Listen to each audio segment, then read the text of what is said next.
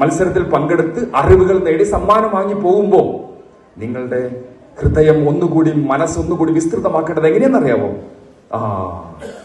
5000-6000 കിലോമീറ്ററുകൾക്കപ്പുറത്ത് ഭൂമിയുടെ മറ്റൊരു ഭാഗത്ത് അവിടെ നിന്ന് വീശുന്ന കാറ്റിന് കണ്ണീരിന്റെ ഉപ്പുണ്ട്. എന്താണെന്ന് ആർക്കും പറയാൻ പറ്റുമോ? അതുകൂടി ചിന്തിക്കാൻ പറ്റുന്ന മക്കളായി മാറുമ്പോഴാണ് നിങ്ങളുടെ LSSന് വലിപ്പം ഉണ്ടാവുക.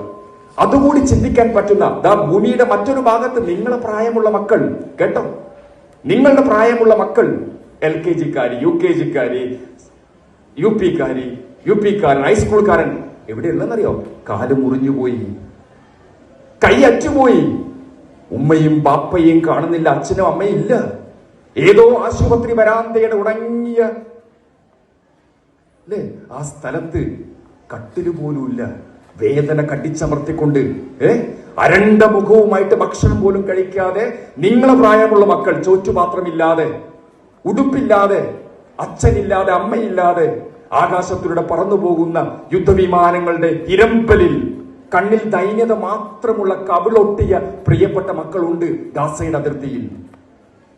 അവരെ കൂടി ഓർമ്മിക്കുമ്പോൾ ഈ വിസ്തൃതമാകുന്നത് അക്ഷരമുറ്റ.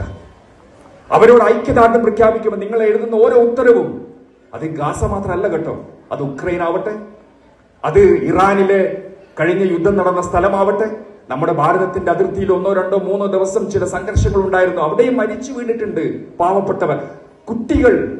ഞാനിവിടെ സമ്മാനം വാങ്ങി പോകുമ്പോൾ ഇതാ ഞാൻ ഉറക്കെ പറയുന്നു, യുദ്ധത്തിനും ആധുനികരാ നമ്മൾ, ഏറ്റവും പുതിയ ഐഫോൺ ഉപയോഗിക്കുന്നവരാ നമ്മൾ, ഏറ്റവും പുതിയ പരിഷ്കൃതരാ നമ്മൾ. പക്ഷെ ശിലായുഗ മനുഷ്യനേക്കാൾ കാടനായി പരസ്പരം യുദ്ധം ചെയ്ത് മനുഷ്യനെ കൊന്നു തീർക്കുന്ന എത്ര മക്കളെ മരിച്ച ഗാസയിൽ.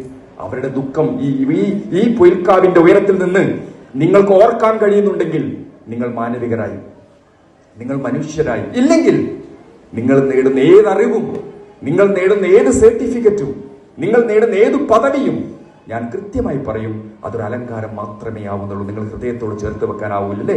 എവിടെയെങ്കിലും മനുഷ്യന്റെ വേദന ഉണ്ടാവുമ്പോ നിങ്ങൾ വിചാരിക്കും, ഇയാൾക്ക് എന്ത് ഭ്രാന്ത അവിടെ രാവിലെ തന്നെ വന്ന് പറയുന്നത്?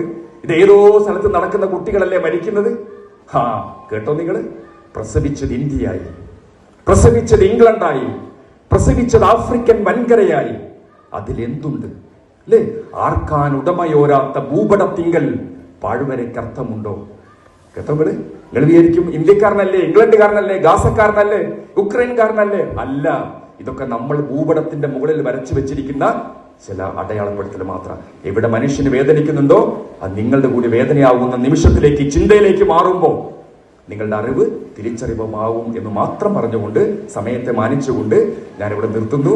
ഈ ചടങ്ങ് സ്നേഹപൂർവ്വം, ഔപചാരികം പറയുന്നില്ല, കൺമനിക്ക് ഇവിടെ ഉള്ളത് കൊണ്ട്, അത് പ്രോട്ടോകോൾ ലംഘനമായതുകൊണ്ട് ഹൃദയപൂർവ്വം ഉദ്ഘാടനം ചെയ്തതായിട്ട് പ്രഖ്യാപിക്കുന്നു.